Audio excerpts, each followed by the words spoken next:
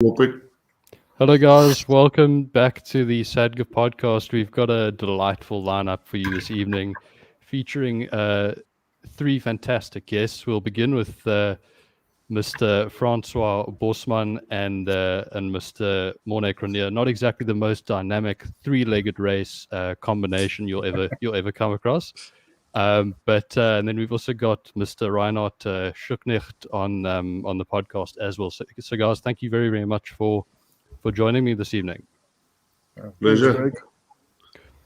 So I think a good starting point would be to chat about obviously the Canon Open Series is quite a novel concept for all of us this year, and it's quite exciting because you do have multiple bites of the cherry, which is great. So Bossy, I think let's begin with you, and then we can sort of work our way around. But Bossy, what are your thoughts on the new series, and how do you think it's panning out so far?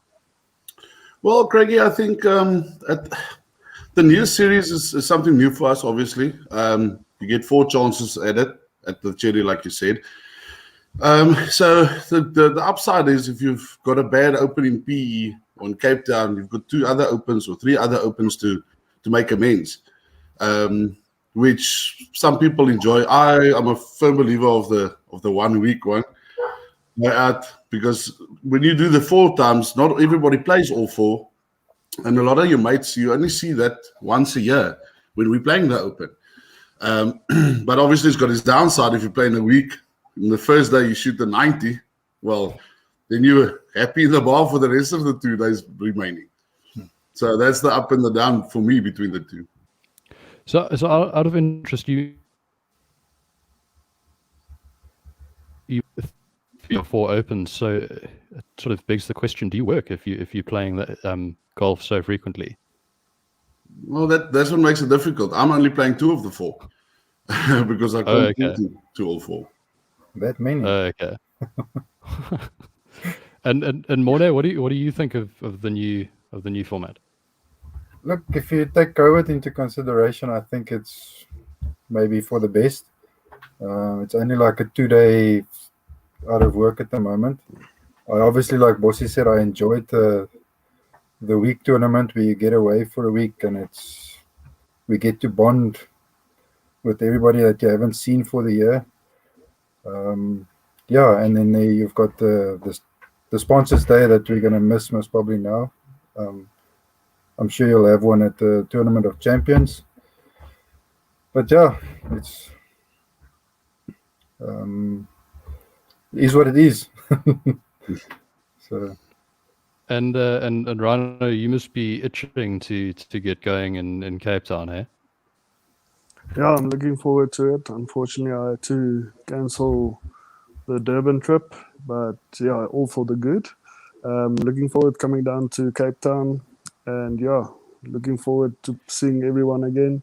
And like they said, it's a little bit of a bummer not seeing everyone at one tournament, but I think it gives everyone a fair chance as well if you can play at least in 2 of them. So yeah, no, looking forward to it. You've I've heard you've made some questionable accommodation arrangements. Do you want to chat to me about that and what your thoughts are around it? Yeah, I booked myself and my wife into a 5-star Bosman house. So staying with Bossy for the week. Looking forward to that. Just hope there's late tea of times for us. Luckily, I see on the Sunday it's only at 11, but on Monday morning it's early 7 o'clock. So hopefully we can be in that leading four-ball team of last. And also the other problem with the early start on Monday is that the Ryder Cup is going to finish quite late on the Sunday or early Monday morning, and then we're going to probably have 3-4 hours sleep, and then have to be at the club, which is going to be interesting. But I think that will only motivate us even more. So that's good. Smash Red Bull after Red Bull. Well, that was the advice that our executive director Craig Moorgas gave me earlier today. So I'm probably going to follow through with that. But Rhino, chat to me about obviously you have played Mowbray, King David Mowbray in a competitive setting in the past, playing in the 2017 Canon SA Disabled Open. What sort of lessons did you learn from that week, and what are you looking to improve on heading into the event this time around? Yeah, in 2017 when I played King David Mowbray the first time, my golf wasn't on form, so it was a very tough tournament for me. But I can remember most of the holes there, and yeah, it's very key to get off the tee, and especially with not very big greens, your approach shots are even as important. And yeah, I think going back there to redeem myself, it's a good one. Tough tournament, you say. Welcome to you- my world. you never know, you never know what type of weather you will get as well in Cape Town. It's like playing in Scotland. Yeah, luckily the wind doesn't blow much here in Cape Town, so Just consistently. Bossy, it does sort of beg the question: How did you do? Did you play at the 2017 Open, and how did you do in that? Do you remember? I remember very vividly. I think he was On the- very on the your- last day. Yeah, the second day I almost didn't even finish the tournament. The sponsors were taking photos of me on the first tee box, and I hit the shot, and they said, "But you are deemed practicing on the course." That was a big bugger up, but we passed that. And then on the problems with KDM, I think I lost more balls in the out of bounds to the Protea Hotel on the right-hand side of the first tee than in any other dam on that hole, on that course. Because it's a drivable par 4, the first hole. You're not warmed up, and you think, hey, we're going to give it a go. Well, and then you put one Pro V1 right next to the Protea Hotel, so it's re-tee. For anyone for anyone watching this who's deeply confused by what Bossy is saying, it's actually the City Lodge and not the Protea Hotel. Sorry, City Lodge, same No, thing. no. You can't get No, it. I'm just joking, Correct. but It was actually just a couple of streets further. That's why you missed it, Protea. Missed it right off earth. But Bossy, you have actually had you've had some pretty decent competitive golf under your belt over the last year or so, playing in the Windhoek pairs. I mean, how do you feel that experience will help equip you to be able to handle the test that the Cape Town Disabled Open will present? Interesting question, Craig. To be honest, I think it's the other way around. Is how did the SA Disabled Open or Disabled Golf in a whole prepare me for the day I went to go play Windhoek pairs? We've played IPTs. We've played, I think it's 7 or 8 SA Opens I've played, and nothing in my whole life can ever be worse than my first SA Open tee off at Zabula, ever. So whenever we get to friends and we get to big tournaments, guys, who's going to tee off first? Just give it to me. It's fine. Nothing can be worse, so it's fine. Well, No, you can't leave us hanging. Please tell us the story, because now I'm intrigued. What happened in that? So this was my first. This was my first SA Open, flying to Zabula. This is something new. I don't know anybody on tour. I think I played golf for like a year and a half before I ended up there. And firstly, they had me into the wrong group. So there's 2 Bossy Bosmans at Kuils River, believe it or not. One is a 36 handicap and one is a 17. I was not the 36. So they had to shuffle to get me into the medal or the stroke play part of the game. And I got to the first tee box on the first day, and white knuckles doesn't even come close. It's more like purple blue, as you're grabbing that club, because you're stressed out. And there's cameras watching you, and it's people taking photos, and there's a slight dogleg to the right. And they've got a guy standing there with a red and a green flag. And all I'm doing is I'm standing on the tee box and I'm thinking, dear Lord, please just make this ball fly. No toppers, no rollers. Just, I don't care where it flies. Just make it fly so I can get away. And I teed it up and I swung and it was flying beautifully with a little bit of a cut to those trees. But there was a guy with flags and he gave me a green flag. And I thought, here we go. We're gone. I've done this. I got there, picked up about 6 balls, none of which was mine. And we couldn't find it. They had to take me out of the thorn bushes because I was sitting fast in the thorn bushes. And I had to go all the way back to the first tee and re-tee again.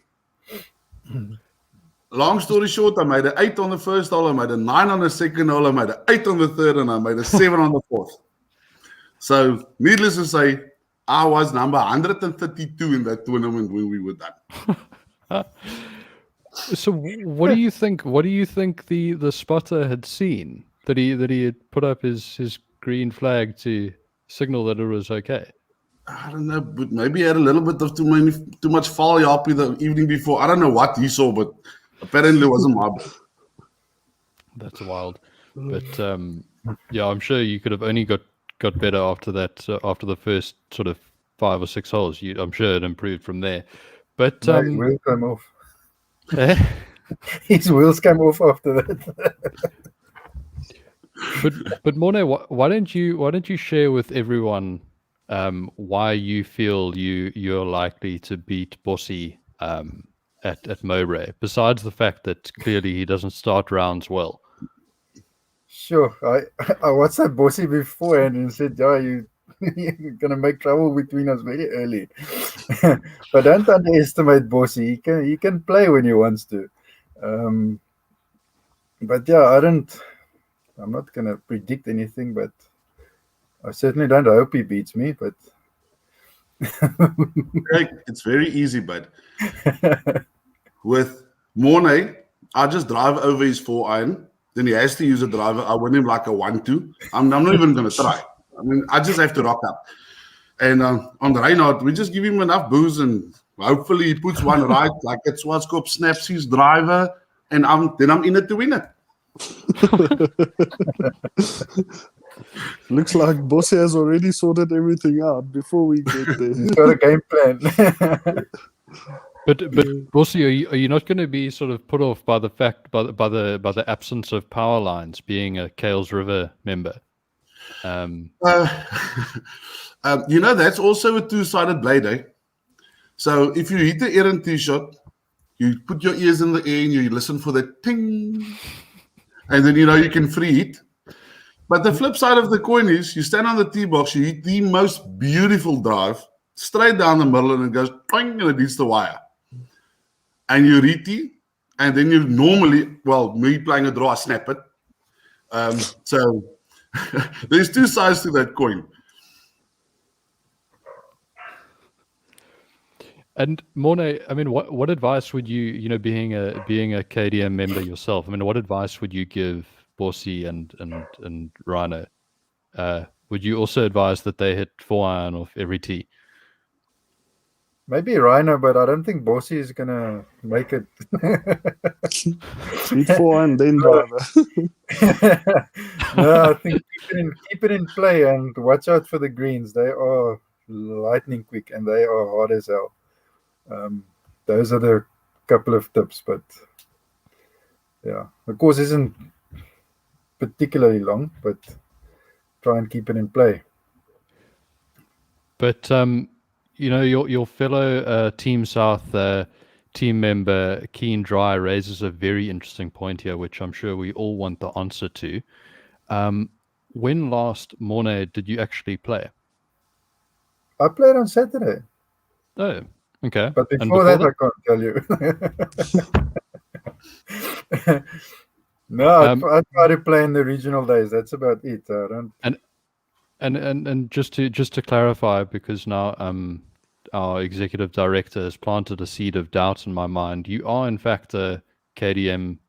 Oh no, sorry, that's not the right comment. This one is. You are a KDM member, aren't you? Yeah, on paper.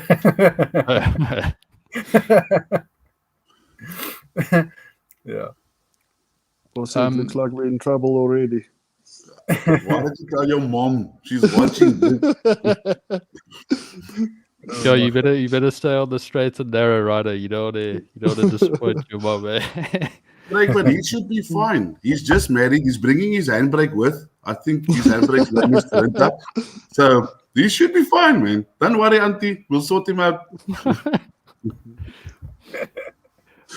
So, I mean, it does sort of beg the question, Bossy, you guys staying together. I mean, what percentage difference or how many shots difference do you think the night before will actually have on the actual tournament rounds?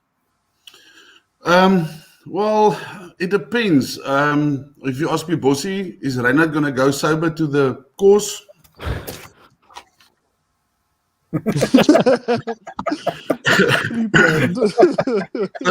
We'll be testing his durability. You get guys like, I'm a firm believer. Sometimes I play a bit better golf if the head hurts and I don't want to pick it up, so you keep down on the shot. It helps, but not to all players. But Rhino, what's the state of your game heading into the event, and what are you hoping to get out of it? Yeah, I've been practicing most mornings now, starting early mornings, 5:45 till 7, so I can be in time for work as well. So starting to hit the ball nicely again. I must say, I think it's the best I've been hitting it for the last 3-4 years. So the practice is definitely paying off so far, and hopefully I can bring it into the tournament and just keep the ball in play and hit the fewer shots around that good track. And I presume if you drafting early morning on the range, you're probably collapsing in a heap at work at like 8:30 in the morning. Yeah, no, Ed, I must say, around 5 o'clock, it's a very long day, but yeah, there's a couple of afternoons where I go from work straight back to the golf course to practice a bit of short game and putting. So yeah, I must put in the effort now. It will pay off later. So going into this tournament with a good mindset. And out of interest, who do you guys think? I mean, obviously, you guys could all contend if you have decent rounds. But I mean, who do you think? And Bossy, let's maybe start with you. Who do you think are the other players that could be in with a shout of contending? Craig, it's difficult because I actually don't know the list of guys actually playing. I haven't seen the list yet. But it will probably be guys with the likes of Reinard, Trevor, depending, it's Jabu and those guys. Are they playing? Ignis, is he playing? It depends. I don't think we're going to see a minus round winning. I don't think so. There's no internationals playing. I think if there is no internationals playing, it's nice to see the South African boykies fighting it out for a chance to take the cup. But I don't think we're going to see a minus round now. And I mean, Morne, from your side, I mean, do you tend to agree with what Bossy said? Yeah, to some extent. I would put my money on my buddy Trevor because he plays it like 4 times a week. So maybe Reinhard. You have to say that, eh? He's here. Shame he's been practicing so hard. But I mean, Morne, to be fair, you're actually putting his money on him because obviously you've taken a lot of it over the last few years. So he usually gives me a shot or two. And I mean, what do you think it is about I suppose playing with a guy like Trevor that tends to bring out the best in your game? Sure, I don't know. I'm very competitive, so I like to play with or against somebody better because it feels good. So if I give you crap on the golf course, you should take it as a compliment. Having said that, as I asked that question, I remembered that he complained that he carried you on the first day of the provincial challenge. So I sort of regret that question a bit. But Bossy, I mean, obviously, we can have quite a wide-ranging discussion here. It doesn't only have to be about the Cape Town Disabled Open, but you were telling me a very interesting story about your first experience of playing on the provincial challenge team. Do you want to maybe let the viewers in on what you were telling me? Listen, I think you busy. I'm picking up a trend here.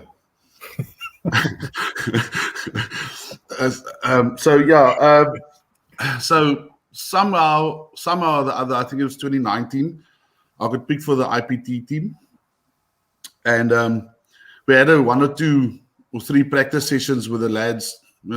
Getting to know them, but we know them all. The only person I really needed to get to know was Peter Verwey, our captain, which is a straight dude, straight shooter. This is what he wants from his team. And then we flew up to Magalies. We played IPT on Magalies, and we get to our living arrangement, our house, and he says to everybody, "You guys are allowed to pick rooms. I'm sleeping here," and he says, "Bossy, you are sleeping right across the hallway from me." Whoa, why must I do that? He said, "Because you're a naughty bugger." I said, "But how do you know me?" He says, "I don't have to know you. I heard more than I have to that I needed to hear. You sleeping here, and I'm keeping an eye on you." So I wasn't allowed to stay out late. I had to come back with all the schoolboys and come and eat at home. So, but it paid off. It paid off. I actually played very good golf on that IPT, and we enjoyed it thoroughly. No, I'm sure. But nice that Peter, sort of laid down the law pretty early on, and just established his sort of superiority over you in that scenario. But Rhino, I mean, heading into an event where it's at a course that you don't necessarily play that often, do you sort of feel like, ultimately in the context of the series, you may have a better chance at a place like Swartkorps, where you perhaps have played it more often? Sometimes it's a good thing, sometimes it's a bad thing. I would say going to King David Mowbray, I can't exactly remember where's all the hazards, so sometimes it's better not knowing where it is, and you can play at least decent golf going straight for everything. Where it's also a little bit of a difficult one, not knowing the greens at all. Like Morne said, they're very, very quick at the moment and very firm. So, yeah, at the moment at my home club, Banks, the greens are nice and soft. We get backspin. So I think I've got a couple of things to think of before heading into King David Mowbray. And yeah, going down to Swartkorps November, I'm looking forward to that one. I see Dale has made a lot of changes on the golf course.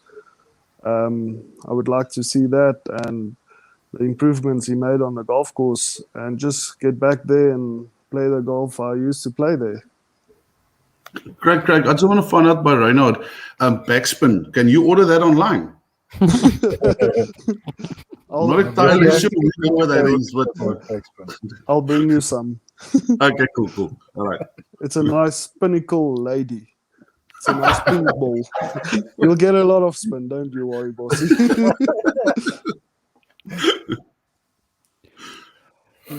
Out of interest, Morne and Bossy, I mean, how much would you pay Rhino for his length of the tee? If you had to put a price on it, Morne, we can start with you, and then maybe give Bossy some time to think of a number. Look, he can keep his length of the tee. I just want his short game. I mean, everybody sort of concentrates on Rhino's length, but he's got the most amazing short game that I've seen of anybody, disabled or not. So anybody can hit the ball far. Tomorrow, Snow tomorrow, if Morne is paying people compliments. That was very touching.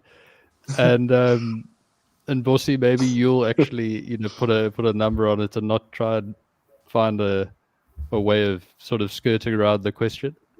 Yeah, you asked the question, his length of the tee. I never saw it as a factor, to be honest. Does he hit the ball long? I don't know. You could say that. No, I don't think so. Yeah, but Bossy, there's a difference if you tee from the ladies and I'm all the way at the back. That's why it doesn't look so long. Just remember, Reinard, I'm built for comfort, not for speed, my friend. No, it's yeah. He hits it kind of long for a guy with one arm, I think. No, it's I saw a couple of screamers in my life before, but I think a year or two ago would have bothered me, to be honest, trying to catch up with somebody like that. But these days, stick to your guns. You know how far you hit it, you hit your second shot in, and it works out. Well, I've seen it working for me for a whole couple of times now, so I don't chase the long hitters anymore. If that answers your question. So it's interesting. I mean, the only person that'll actually commit to an answer is someone that's not even part of the podcast, and that is Mr. Craig Morgas, who says he would pay an arm and a leg. Now that does beg the question: is it his prosthetic or is it his real leg? So Craig, maybe you can answer the comments. But you can just give up an arm. He already gave up a leg, so it's fine. No, but he's not going to have a lot to swing with anymore, guys. But that's the thing, though. If he had to give up an arm as well, then he could play across divisions, which would be quite cool. Like he could sort of hedge his bets in a way, because he would play among the arm amputees and the leg amputees. Yeah. Oh, so here he says his real one. So there you go. That's dedication. Just to hit the ball, probably about. I'm not sure I love golf that much.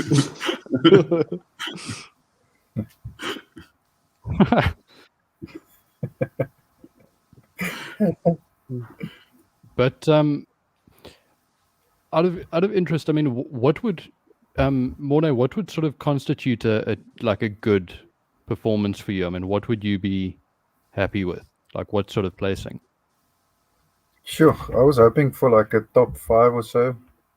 But yeah, I haven't been playing or practicing much at all, so that's sort of wishful thinking.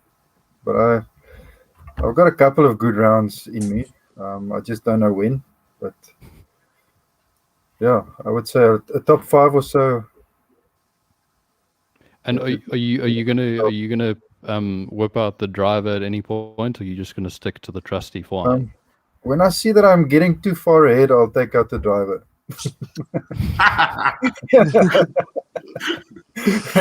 Well done.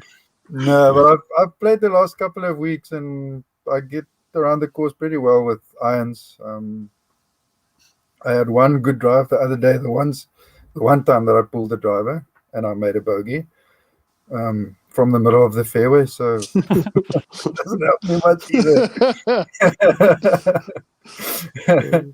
Yeah, look, I've been playing with you for a couple of years, and all I need to do is steal your 4-iron. If I take your 4-iron, you're done for the day. You hit that 4-iron longer than I hit my drive on most holes. So, well, I'm desperate though. I need to keep it in play. I mean, punching out of the trees isn't fun. You get good at it after a while. Yeah. Yeah. Morne, I was actually thinking, I don't think I've ever actually seen you hit driver at all. I mean, and we've played maybe a handful of rounds together, but I literally don't think I've seen you take it out once. I have. You don't wanna. Yeah, it's not pretty. Out of interest, I mean, there must have been quite a bit of scar tissue if you got to that point where you realized I'm going to take it out of play, like pretty much entirely. Like I said, I get tempted every now and again. Get bitten, and I put it back in the bag. So it's there to make my set look nice. That's about it. Yeah. That's the other thing is it's also nice to outdrive people with an iron. It's just You can stop it now. Okay. And Rhino, I mean, you can literally just be as honest as you like. I mean, what would constitute a good weekend for you? Yeah, I would say from getting to Cape Town, just have a good time, getting onto the golf course, playing good golf with my mates, and yeah, just at least taking one positive out of this whole tournament will be an awesome one going into the next tournament. So yeah, it's just taking all the plus points in this one. Doesn't matter about the end result, but yeah, just going back, it's my first tournament since July 2019. So yeah, I think just getting back in tournament mode will be awesome. Actually. Yeah. Sure. And Bossy, I mean, I suppose it's probably to not start with an 8. Snowman is never a nice thing to start with. I had a whole couple in my life before. But Reinard, I just wanted to say that sounded like a very, very politically correct answer there. You could have said we would have taken it. It's not an issue. Okay, love you. Okay, so to be serious, Craig, all I've ever wanted to do, look, for me to win an SA Open, that's so far-fetched, it's not even funny. My golf ain't there, but like Reinhard said, you get there, you enjoy the game, you play it with your mates, and you try and shoot the best you can. My all-time goal for the SA Open is that one day I want to be just inside the top 10. If I made inside the top 10, I believe I played some very good golf. I can maybe win, but that's if like 75% is maybe sick and the other half is like stomach bugs or something. But it's just to contend. And like I said, top 10, I'll be happy. Do you obviously do you use a rangefinder? You don't actually do your own yardages, because I'm a little bit concerned that you said 75% and then you said the other half. So obviously it would be 25%. But I use this Oki and he doesn't lie. You just read the numbers. Yeah, I know. Second to English, math is Bossy's second worst subject. You can be glad my English airtime isn't even finished yet, bro. I'm so Well, before that runs out, I've just got like one final question for all of you guys, and it's actually one of my sort of favorite questions to end with, just because I feel like the answers vary so much. But what, Rhino, and we can start with you and then work our way around. But what score do you think is likely to win or be there or thereabouts over 2 rounds? I think opening round around 75, and then second round 77. So yeah, plus 8. So like 152. Yeah, I think that's actually something quite similar to what Trevor said in the last podcast. And Morne, I mean, in your opinion? I think he is not too far off, eh? I think it's going to take some playing to get around King David in 2 days under 80 in the mid 70s. So 150, I think you're going to win by a couple of strokes. So. And Bossy, in your opinion? Well, it's difficult to go last and like picking all the nice answers. I'll tell you that. You can also agree. It's fine. Agree is not really my style. So, so let's say predicting a windy KDM, I'll say plus 10. Yeah, I think the wind probably, because I mean now we're starting to head into spring, is starting to sort of bare its teeth a bit. So I think the wind is probably pretty imminent. So I think plus 10 could actually be quite a good one. But yeah, guys, thank you so much for your time. It was really, really cool. And I must definitely try and organize another one of these sometime soon. But really appreciate the time, and thanks so much. Thanks for the invite, Matt. Thanks, Greg. Sure, guys. Thank you. Thanks, Morne. You on Thursday. See you soon.